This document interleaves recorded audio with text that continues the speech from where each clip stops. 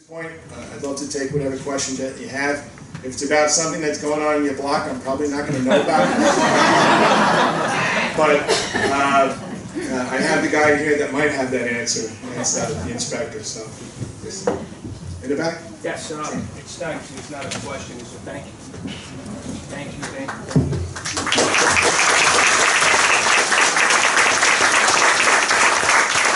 You have shown great leadership, and we couldn't express, or at least me, how I feel with your team. Because you're just as good as they are. They're just as good as you are. The 106 precinct, I can't say about the 102 because I'm not in their sector. Very responsive, respectful. The few times that I've called. Did you meet the captain there? Captain Brian Bohannon? Yes. He looks like he's about 15 years old. I actually happen to know Chief Barrera, and also I have to say that Chief Madry is a great friend. He's a great, Jeff's a good guy. Beautiful guy. So is Dave. So thank you so much for your service, and we need to support you more. I couldn't be more proud to have this position. And those two gentlemen that you just mentioned, they're probably, one of them is probably going to have my job one day. They're great. Yep, the front row. It's a pleasure to have you with us tonight. And we're from the 102 precinct. I'm from the 102 precinct. I've been involved with the 102 precinct over 4 years. And I've seen captains come in and become deputy inspectors, and police officers become sergeants. And I'm really thrilled with the fact that you came up through the ranks, because you know what it is to be a police officer and now to be commissioner. And you have an appreciation of what they do and what we know they do. They do a great job. They're not appreciated as much as they should be, police officers. In my time, it was only the criminals. Today you have the criminals, the terrorists, and these murderers that hate cops. And it's unfortunate, the atmosphere that we live in today, but we have to do something about it. And we can, and we are doing something about it. And I think change has to be from within the police department. There's got to be a societal change too, and I really, really appreciate what you're saying. So coming up, there's advantages and disadvantages of coming up within the police department. And the advantage is that you know everybody, right? And the disadvantage is that you know everybody. I'd like to say that the 102 precinct is great, our inspector is great, the men and women are great, we love them all. Thank you. That's a real testament to the 102. Yes. Commissioner, thank you so much for coming. We were privileged to have Commissioner Kelly come, and to this day, it's already 8 years, and we remember it, and it does mean a lot to the community. You might have also been on patrol with a childhood friend of mine, Luis Rodriguez. He spent most of his career in the Central Park oh yeah? precinct. Okay, yeah, Luis Rodriguez, yeah, sure. Yeah, okay. But my question is this. We're down to 36,000 police officers, and we have a large contingent of those working on terrorism and anti-terrorism. When I'm in the city, I see sometimes 102nd Precinct cars there. How do you balance the need for doing this anti-terrorism, terrorism work with actual community policing when you have so few resources? So, and this is why we created the Critical Response Command, CRC. We used to take a car from each precinct and bring it into Manhattan on the day tours, that's the morning tours, and the afternoon tours. When we did the re-engineering, we took a look and said, you know what, we need to make, talking with John Miller, our Deputy Commissioner of Intel and Counterterrorism, said, you know what, we need to make that a permanent command. So we took, we have about 550 people in there. We try not to take resources from precincts throughout the city, but once in a while we need to do that because there are pretty large events in New York City. And there's a parade almost every weekend during the summer. A lot of things going on, Thanksgiving, New Year's, St. Patrick's Day, Puerto Rican Day Parade, Dominican Day Parade. So there's all these parades that we have to make sure that we have enough people there to keep people safe. But we do try to minimize during the week taking people away from the precinct commanders because they need every cop that they have. So you know, I think probably being a precinct commander really helped me with that. I understand that. You need to put out, I don't know how many cars you put out on a tour deal, but you need to have as many cars out there as possible, as many cops. So I try not to impact local commands. Hi. Hi. Before you became the police commissioner, I saw you many times on television, New York 1, Channel 7. And the most important thing that came out from all the events that you appeared in, for whatever reason, I saw a caring, compassionate, and kind person. This is what was reflected on the TV. But today, I have a question. I'm the grandmother of a young boy with autism. I retired after 40 years of nursing at Leonardsville Hospital to help care for him. To care for a child with autism is a 24-hour job, and it involves all of the families and friends and support.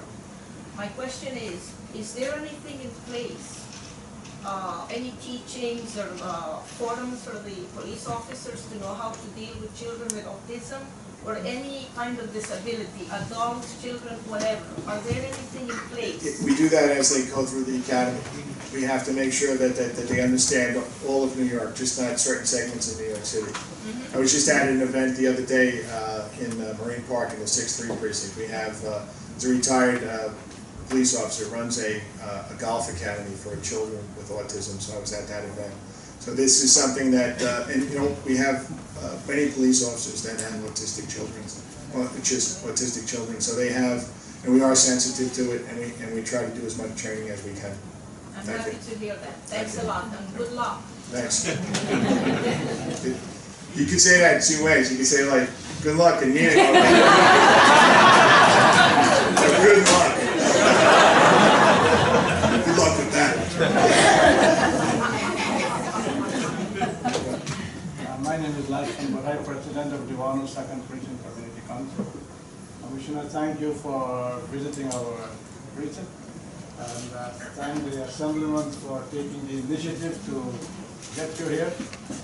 I must tell you, having been here, and I think I worked in Maria for a very long time, we have very good commanders at Diwano too, and at present, our inspector is doing exceedingly well along with our community affairs officer.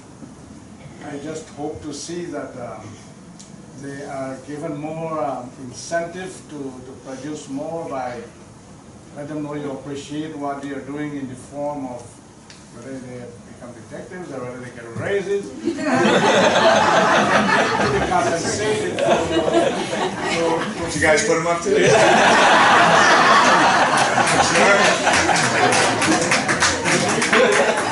We need to feel appreciated because I constantly use the terminology. Duly noted. Duly noted. I don't like the word posthumous.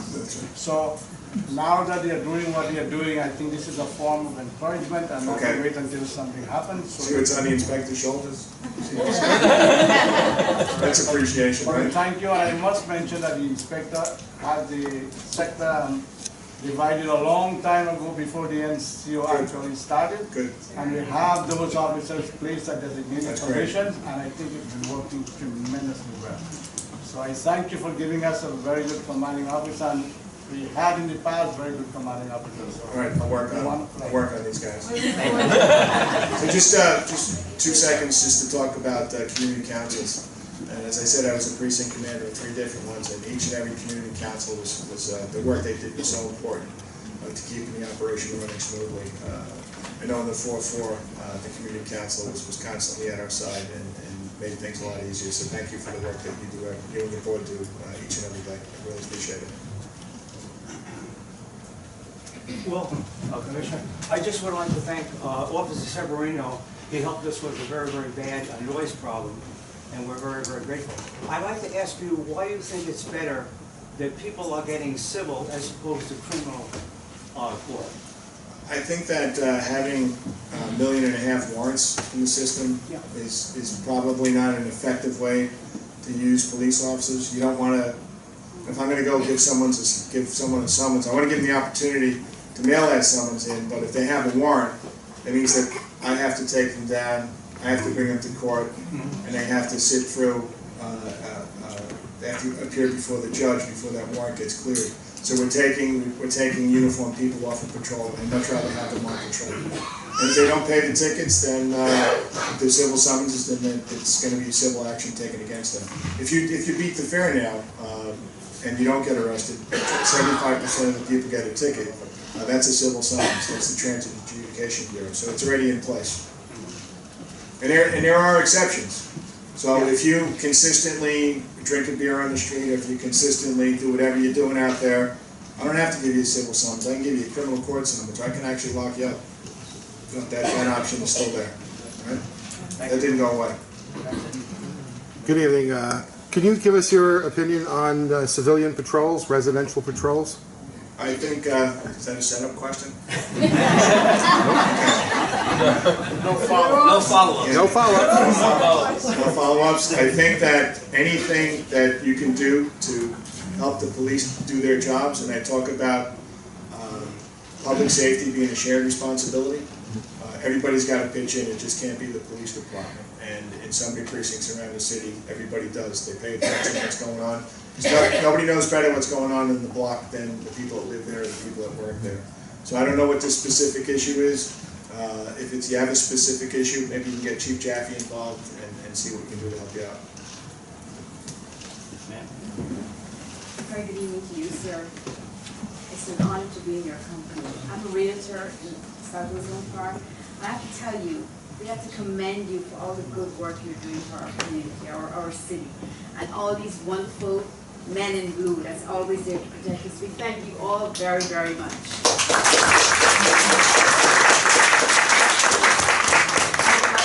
I'm really happy to hear about the neighborhood policing, which I know that is going to work very well for all of us if we unite and do exactly what you're asking us to do. And I thank you and much success to you. Thanks. I'll make sure that that message gets out to all 36,000 cops. The neighborhood, the neighborhood policing, is that going to be beat walks or patrol cars? It's going to be a little bit of both. Right? It's going to be both. It's important.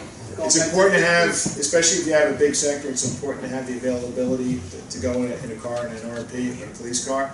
But we have that expectation that 30% of the time without answering radio, get out of the car, go out and talk to people and walk.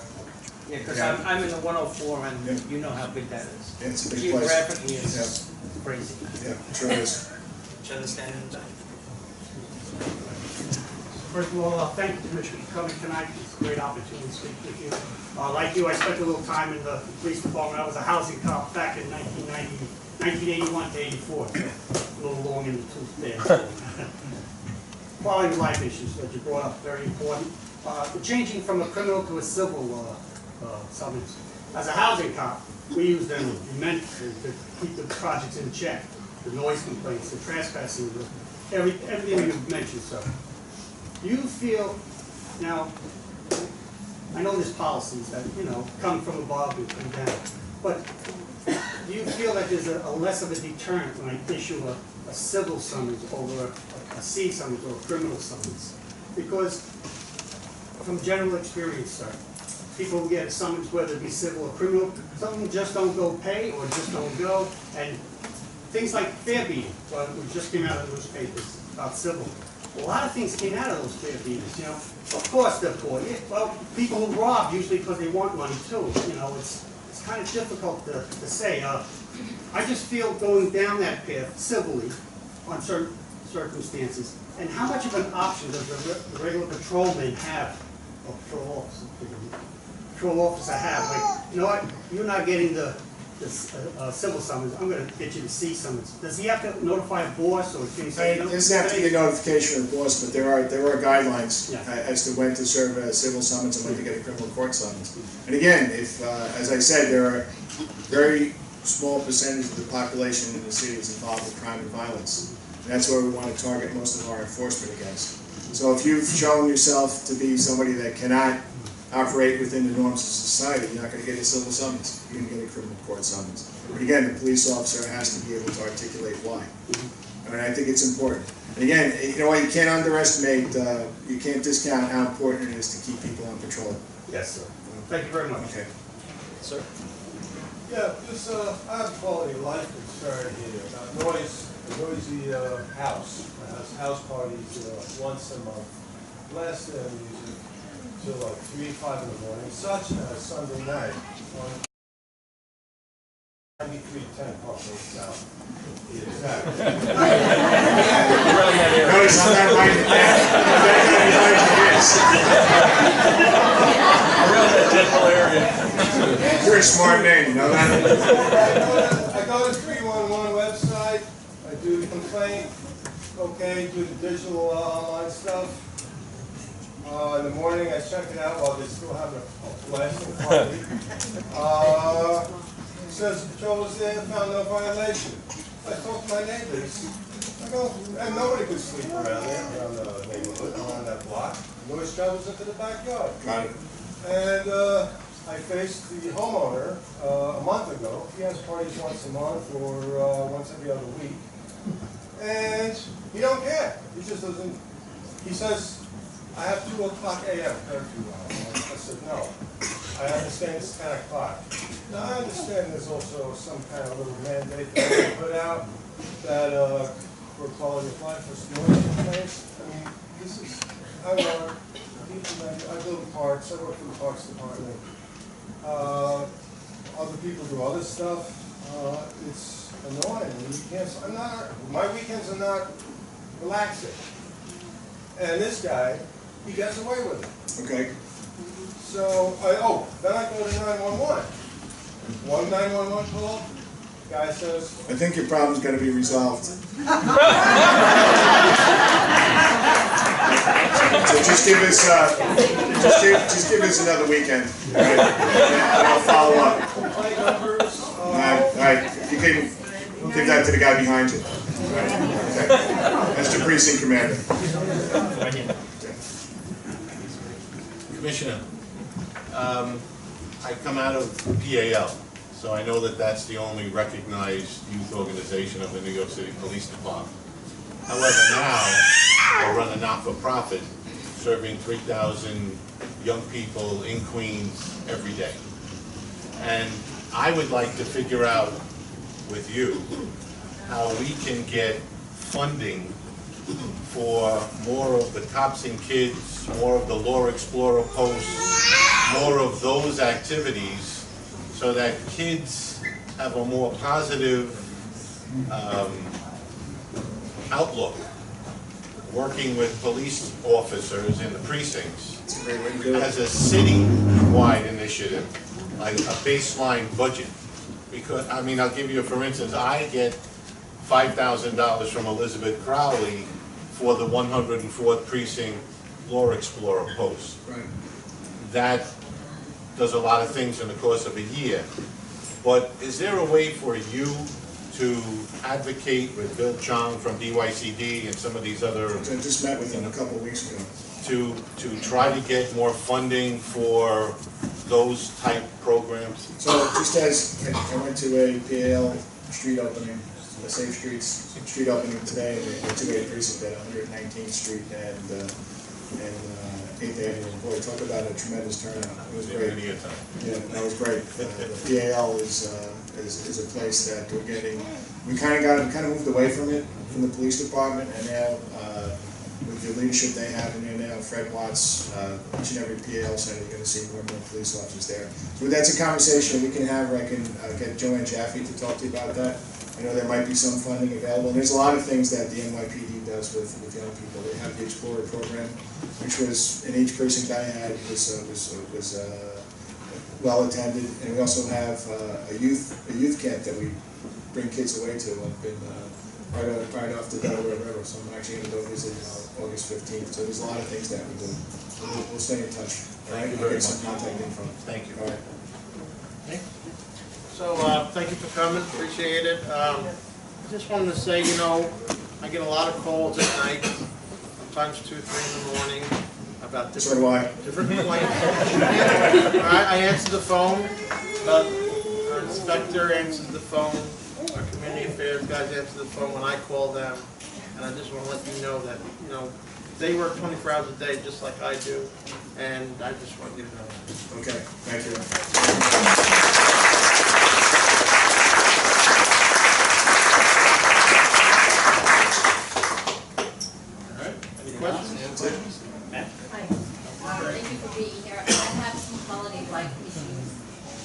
neighborhood's farm animal on his property. See that guy writing? See that guy right there? Right. Why don't you have, if it's a specific issue, why don't you talk to the 2 community affairs officers, and we'll address it. Farm animal? What kind of farm animal? Just got my interest. A what? Okay, this wasn't a cow.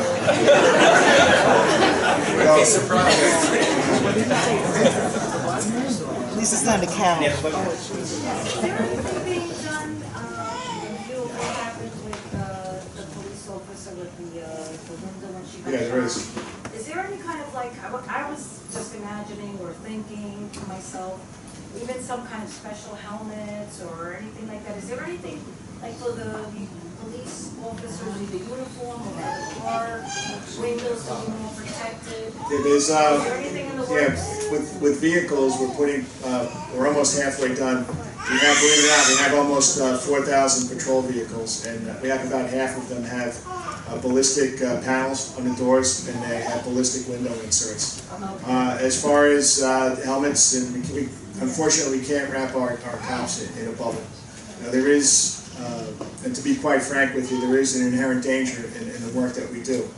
But I think starting with the vehicles, with the ballistic protection, is going to go a long way. And we're doing all 72 field command posts too. Okay, thank you very much. And that's with the support of the city council and the mayor, because that's where the money comes from. Yes? Hi, thank you for coming. I'm a work for the NYPD also, I'm a school crossing guard. And my question is, they told us first to remove the patches. Are we still with the patches on, or? I don't know. I don't have the answer. I'd have to ask somebody that. Okay. I don't know why they tell you to remove the patches, but maybe we can follow up with the community affairs officers. I'll get you an answer. Thank you for what you do. You've got a tough job. You really do. Commissioner, we're still having a very big problem with lasting car radios. They have no fear of anybody, including the police, and it's really quite bad. I don't know if anything could be done about it. Okay, we could do enforcement. That would be helpful. I would think so. That'd be helpful. So, okay, sit right there. You said what precinct did you say you lived in? You're in 102? You're in 102? Yeah. Okay, so the right guy's here. Okay. Yes. Hi, Commissioner. Hi. Next year, I'm going to be commuting back and forth to high school, and with all of like the events going on the train and on the buses on the news, I was just wondering like what's being done to like make it more safe. As far as crime, I can tell you that there are about 6 million people a day that ride the subway, and there are about six major crimes a day, which is that robbery. Most of them are grand larcenies where people steal property. There's about 6 a day, so you got about 1 in a million shot of being a victim of a serious crime on the subway. And it's not to say that there aren't issues with delays and all sorts of things that are going on now, but as far as police protection, you're well protected in the subway. That's coming from a transit cop. Thank you. You have a question? I'm the executive director of the Woodhaven Business Improvement District. We have stores along Jamaica Avenue, and we take care of them and look after them. And I'd like to know, I'd like to state, first of all, that the precinct did an excellent job helping us with our store owners and robberies or anything of that sort. I'd like to know these beat cops that will be coming back. I remember beat cops. And will we have a lot of beat cops assigned to the commercial area, more so than residential? Well, it's each sector is going to have 2 neighborhood coordination officers, and on top of that, each sector has 12 cops. So you will see uniformed police officers. And as far as the business district, I leave that up to the precinct commander. 102 is very private. I heard that. I got that message. That's right. Hi, I live in Richmond Hill, within the 102nd precinct. Specifically, I live on 108th Street near Jamaica Avenue, and I want to just further second the request that several people have made here to beef up response to noise complaints. So this is what I was talking about going to precinct meetings, and no matter where you are in the city, this quality of life is what, and you know it better than me, is what concerns people. So, thank you. Thanks for that. I gotta actually move on to another thing I'm going to tonight. So thank you very much for inviting me here tonight. And,